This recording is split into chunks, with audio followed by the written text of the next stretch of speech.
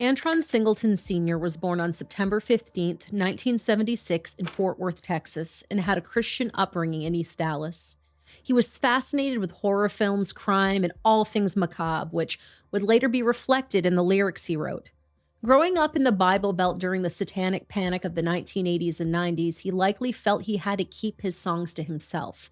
Eventually, he found friends that encouraged what he was doing. Antron's rap career began when he was 15 years old. He first adopted the name G Spade, but eventually changed it to Big Lurch. This was a tribute to the towering butler from the Addams family, as Antron grew to be about 6.5 feet tall. We will go between calling him Antron and Lurch throughout this video. That poor girl, Lurch, was she in there before you baked? Lurch became a father in April of 1995, naming his son after him.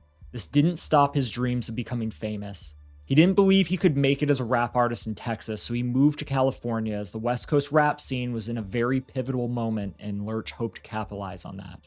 He partnered with two other artists, Marvin Selman and Ricardo Thomas, also known as Dooney Baby and Rick Rock respectively. Together they formed the music group Cosmic Slop Shop. They released one album in 1998 called The Family. The group disbanded in 1999 and Lurch immediately worked towards a solo career. He had said that he constantly believed that superstardom was just out of reach for him. I started off underground with 45, rapping over other people's beats, doing shows like in 91, 92 in Dallas, Texas. And I came to California. Mac Mall hooked me up with Mike Mosley. Mike Mosley was doing Tupac at the time in E40. I got in while I fitted in and got my shine on, Lurch signed to the record label Stress Free Records along with Black Market Records in some sources, and claims to have had a professional relationship with Death Row Records and its CEO, Marion Suge Knight. Stress Free Records was owned by lawyer Milton Grimes, who represented Rodney King in the early 1990s.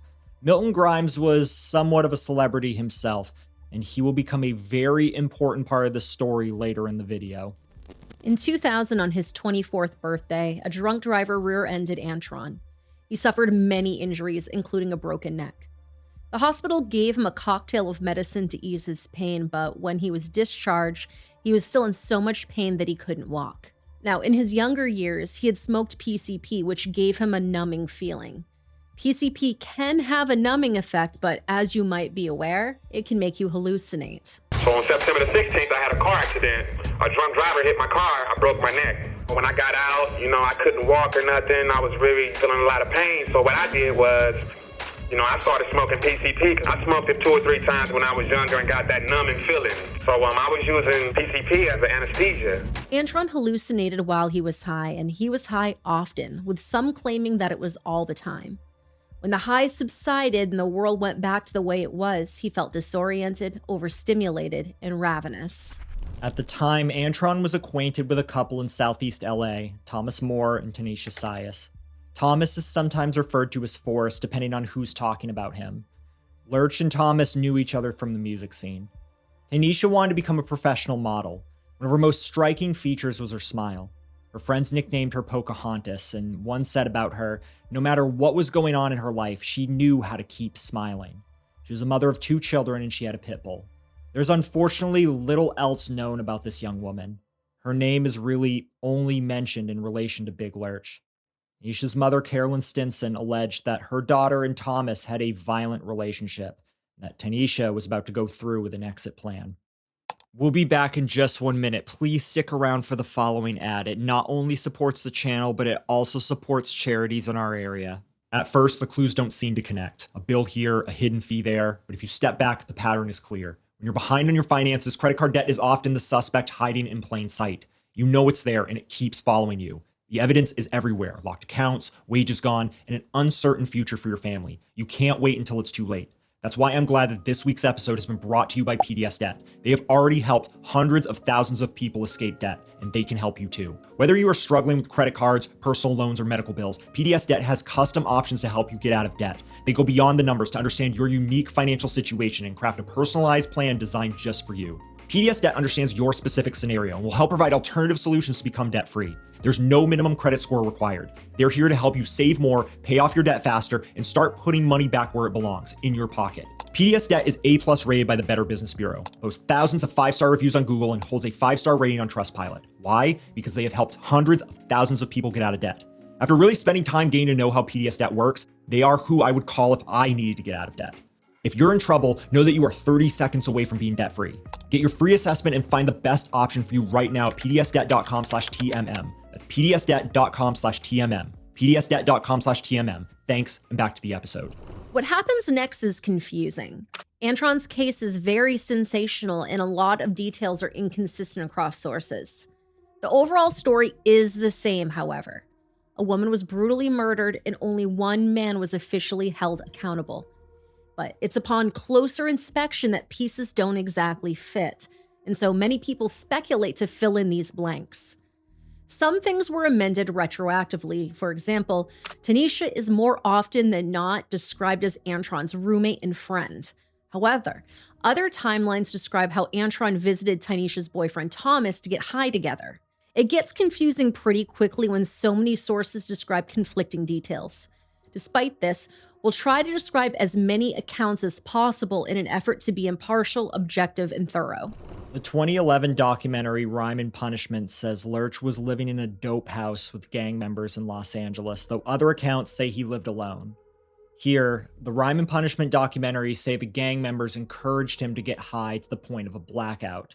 This is something that Lurch claims as well. You know, the guys who I thought was my friends, you know, they start passing the PCP around. You know, we start smoking the PCP, and they just kept feeding it to me and feeding it to me. The next thing I remember, I woke up in jail with a murder. When the police got me, they said that I was butt naked, walking up the street, pulling my hair out, barking like a dog, butt naked with blood on my body. Now, there was blood on my body, and it was body parts ripped out and all that. I'm not going to say it wasn't. Do I know what happened? No, because I was really that high. But in the timeline described in court, Lurch and Thomas smoked PCP together either late at night on April 8th, 2002, or in the early morning of April 9th. The next morning, his high wore off. His chronic pain came back and he was desperate for another fix. There wasn't anything in his apartment, so he drove back to Thomas and Tanisha's apartment to get his hands on more PCP. Tanisha was alone, Thomas was out, and her children were in school, and her pit bull was stuck in the bedroom. Lurch, either high or coming down from a high, or believing the devil was in Tanisha, or some combination of the three, led to him attacking her.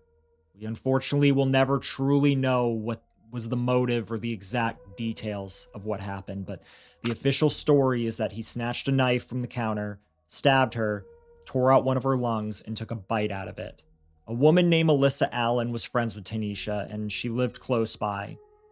Alyssa looked out the window and saw a naked, blood-soaked man running down the street, coming from the same direction as Tanisha's apartment. Alyssa reported what she saw to the police. She then went straight over to the apartment to check on her. She was heard screaming when she walked in to see her friend dead and brutally mutilated.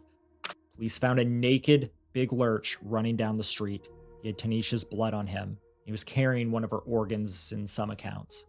When officers approached him, he was staring at the sky and barking. He thrashed and growled as they placed him in handcuffs. Medical professionals found flesh and blood in his stomach that was not his own. He was comatose for 2 weeks, which is a side effect of high doses of PCP. When he came to, he seemed to have no memory of what happened. He was a rapper one moment and a murdered defendant the next. Tanisha's autopsy revealed the blade of a knife lodged near her left shoulder. She had a fractured eye socket, a broken neck, and a broken jaw. One of her lungs was missing. One of the detectives later testified that Tanisha had bite marks on her face and lungs. They matched these bite marks to Antron.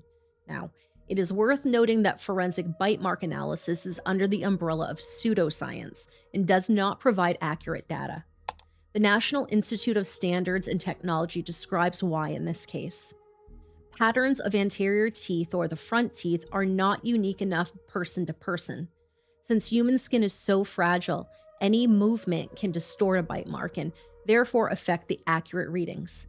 Wounds, even when inflicted post-mortem, can disfigure from a multitude of factors like swelling, temperature, or blood circulation, even decomposition. In the Rhyme and Punishment documentary, Tanisha's mother, Carolyn Stinson, said, "They wouldn't let me see the body, but I had a cousin that was going to be a coroner, and she was down there, and she was saying, Carolyn, you don't need to come down here. You don't need to see this because it's worse than they saying. As part of his legal defense, Big Lurch said Death Row Records gave him illegal drugs to make the marketable gangster rapper persona. After this, Tanisha's mother, Carolyn Stinson, filed a wrongful death suit against Stress Free Records and Death Row Records. Carolyn believed what Antron had said. In her lawsuit, she stated that record executives, including Milton Grimes, encouraged Big Lurch's drug use to encourage him to act out in an extreme violent manner so as to make him more marketable as a gangster rap artist. She shared that part of what makes a gangster rap artist marketable is the fact that the artist is a current ongoing participant in violent gang activities. Antron met this criteria and was even more marketable because his songs were as violent as his lifestyle and included murder and ended with him eating his victims' body organs. Suge Knight himself, the then CEO of Death Row Records, wasn't shy about offering comments. He denied having ever met Big Lurch, much less having a professional relationship with him. He said in part, "I don't know this guy. Nobody from our company knows this guy. I never even heard this guy rap. They're just looking to get paid. It's not only just slander, it's fraud." He continued, "Not only is this slanderous, I think it is criminal to lie to shake somebody down for money." Big Lurch's record label didn't comment publicly on the lawsuit. Carolyn dropped the lawsuit shortly after initially filing it, perhaps due to a lack of resources. However, she has never walked back her statements. She made her beliefs known once again in Rhyme and Punishment. This time, she blatantly named who she thought was responsible. But as far as her boyfriend, he was a gang member, I believe he the one set all this up. He was beating on her. She had all her stuff packed, ready to leave the day all this happened. She got hit in the back of the neck with a one of the little kids' scooters because a handprint was on the scooter, bloody handprint, but they said they didn't know who that was, but it wasn't his. She didn't smoke the PCP. It was like somebody pulled it down, the bottle was pulled down her throat because she had so much in her system, they said ain't no way she could have smoked that much. There's evidence there like footprints, fingerprints on doors, bloody fingerprint, shoe at the back door, and it's like, where all this evidence go? It was DNA. Who DNA was? They said DNA came up lost. Then the police said they caught Big Lurch running down the street, butt naked, covered with her blood. But when they showed it on TV, he wasn't covered with blood. It was just, like from him gnawing on her lung, it was like, drops of blood like on here, and he had a little the tissue on his beard. They saying he was high, she was high. So they made it look like he did all this work to her. There's no way he could have done that work because the way she was messed up, hatred had to been there. And like he said, he didn't hate her. The prosecution did not believe that Antron was too inebriated to know what he was doing. There were multiple witnesses who stated Antron asked them to leave, and he waited until after he was alone with Tanisha to strike. Antron's lawyer was Milton Grimes, his boss and the owner of one of his record labels. He argued that Antron's history with mental health and addiction were mitigating factors. He detailed how Antron was hospitalized for drug-induced psychosis, which gave him hallucinations and left him out of his mind. Milton Grimes told the jury PCP affects the brain to where people go back to their primal state. You can do the acts of a beast because you don't have the conscience of a human being, and that's where this man was when he took this woman's life. Alyssa Allen testified for the prosecution during the preliminary hearing, near tears as she described how she found Tanisha. Carolyn Stinson was in the back of the courtroom when the detective described her daughter's body. She said, "They told me not to believe the rumors, but they were true." Thomas Moore testified that he and Antron smoked PCP the night before Tanisha died. One of the defense's witnesses, a psychiatrist who evaluated Antron, said his mental capacity had diminished due to his PCP use. When the trial began, the prosecution did not accept that Antron Singleton wasn't mentally sound when Tanisha died. Drew Josvin, the deputy district attorney, cited a law from the 1990s that stated a defendant could not use the insanity defense if their mental state was caused by drug use. Antron tried to plead not guilty by reason of insanity, but the jury was not swayed. They only deliberated for an hour before they returned their guilty verdict for aggravated mayhem, first-degree murder, and torture. Judge Jack W. Morgan handed him 2 life sentences served consecutively and without the chance for parole. Antron tried appealing in 2005, but the courts upheld their previous decision. There was some conflicting evidence that was never mentioned in court. For example, there was a bloody handprint on a scooter that didn't match Lurch's, and there was DNA at the scene that didn't match Lurch or Tynesha. It's been alleged that Tynesha was hit in the back of the head with that scooter. Also, Tynesha allegedly had a very high amount of PCP in her system. Not only was she not smoking PCP that night, but the amount she had in her system was more than could have possibly entered her system through smoking. Tynesha's mother, Carolyn, believes that somebody poured it down her throat. Somebody who wasn't Big Lurch. Carolyn has been adamant that the real killer was not Lurch, but her boyfriend, Thomas Forrest Moore, who Tynesha was preparing to leave due to a DV situation. It was also alleged that the house they were living in was full of guns and drugs, but that everything illegal was cleaned out the day Tynesha was killed, well before the incident happened. Doing so would have taken hours and hours to do so, something that Tynesha's mother points to as suspicion that the killing was planned by someone other than Lurch. None of this was ever mentioned in court. What's also interesting is that Big Lurch claims that his lawyer, Milton Grimes, advised him to admit to what happened and plead insanity, that this strategy would ensure he would do the least amount of time in prison. Stay with me because the case gets even weirder from here. To be clear, Milton Grimes wasn't some day one public defender. He was actually a very reputable attorney dating as far back as the 90s, where he represented Rodney King and then later two dismissed panelists for the O.J. Simpson trial, Jeanette Harris and Willie Craven. He also represented 5 defendants in capital punishment cases. He was also a regular on Larry King Live, as well as made TV appearances on Oprah and Phil Donahue. Opinions on him were polarizing, but this was a lawyer who was no stranger to the spotlight and knew what was at stake if he handled the trial improperly. This is why his strategy to have Big Lurch plead not guilty by reason of insanity is really surprising. To quote California Penal Code Part 1, Title 1, 29.4a, no act committed by a person while in a state of voluntary intoxication is less criminal by reason of his or her having been in that condition.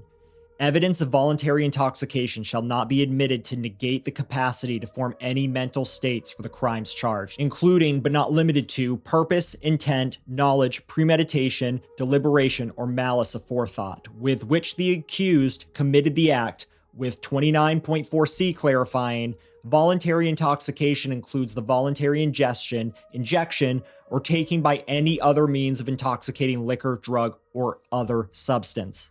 29.4 is the only section I could find that addressed voluntary intoxication as it relates to being liable for punishment of a crime.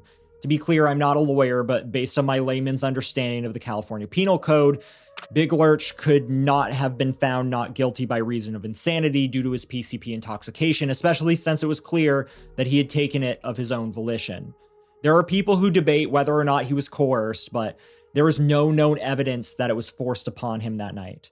I'm sure Milton Grimes was clear on this, so why did he push for a defense that was, in all likelihood, destined to fail? He was even aware of Big Lurch's bipolar disorder diagnosis years before the murder, which could have been a useful thing to mention in a court case where the defense's strategy involves mental health. However, he never brings it up once during the trial. Big Lurch claims that Milton Grimes had picked him up from being released from a mental institution twice, and if that's true, then there's no way he could have forgotten this. It should also be noted that Milton Grimes lost a malpractice lawsuit in 2004 to his former client, Lorraine Harris. Grimes had taken over a wrongful death lawsuit against the Gardena police, where Harris's son, Dexter Hertbert, was killed in a raid. Jurors ruled that attorney Grimes was negligent in his duties by allowing the case to be dismissed and also failing to appear for a hearing. In an article I found from 2004 also mentioned that Milton Grimes had been suspended twice from practicing law. One time was for not paying his dues to the California State Bar, and the second was for undisclosed disciplinary reasons. Apparently, it's pretty hard to be disbarred in the state of California, I guess. This wasn't the last time that Milton Grimes would be in hot water either, and we'll get to what happened to him in 2025 later in the video. Now, as far as Big Lurch is concerned, he said he was put on the medication Haldol for the trial. This is quite commonly a treatment for acute psychosis, and having talked to medical professionals, it's not exactly out of the ordinary to have a defendant on Haldol during the treatment. But usually the justification is the fear that the defendant will get violent in the courtroom, and given the crimes Lurch was accused of, I can see why this wouldn't have been a hard sell. However, Lurch said the trial was a blur for him and feels that him being medicated to the extent that he was made him look very bad to the jury. His chances for public redemption were not very promising, and after his sentence, they were made worse. His record label Black Market Records released his first and only solo album. Lurch originally called it The Puppet Master, but the label published it under the title It's All Bad, which was completely against his wishes. They also photoshopped a picture of Lurch holding a silver platter with a skull on it, also against his wishes, which you'll see on screen right now. Clearly, this was an attempt to capitalize on the controversy of this. One of these songs was titled I Did It To You. It was also played in the courtroom for the jury during the trial.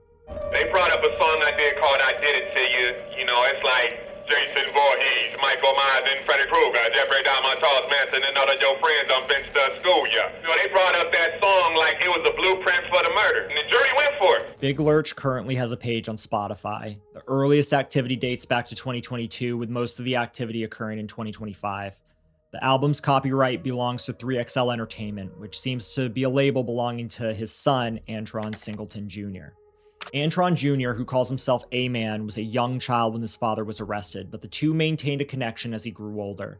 Today, he is one of his father's most vocal supporters. He believes Big Lurch was framed and that Tanisha's boyfriend plotted to kill her and got away with it. Antron Jr. acquired the rights to his father's music and established the label 3XL Entertainment. He often pleads his father's case on his social media, along with sharing his childhood photos and links to Big Lurch songs.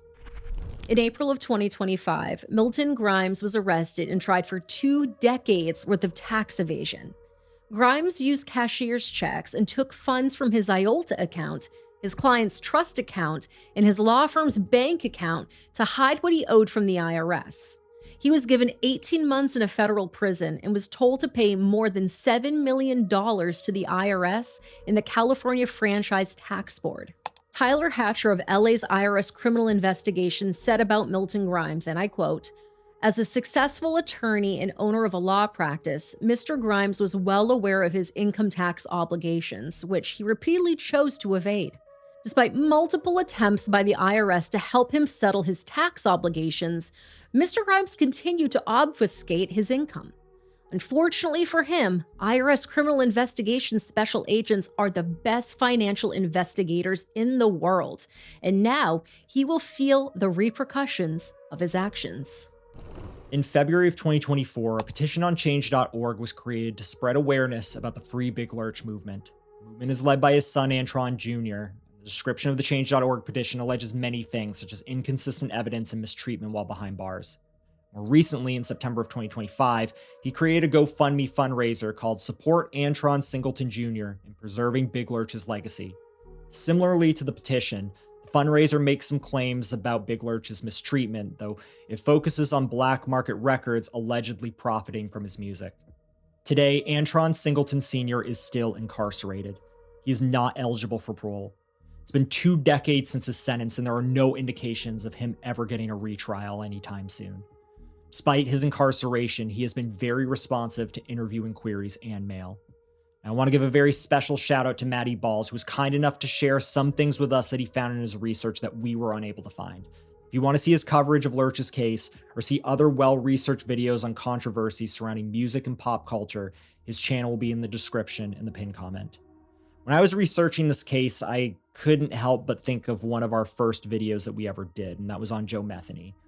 Joe claimed he had a double-digit body count and that he not only cannibalized some of his victims, but also served their remains to customers at his burger stand in Baltimore. What we were able to find in our research is that Joe was able to operate for as long as he was due to organized crime. If you'd like to see that video, please click here to see it.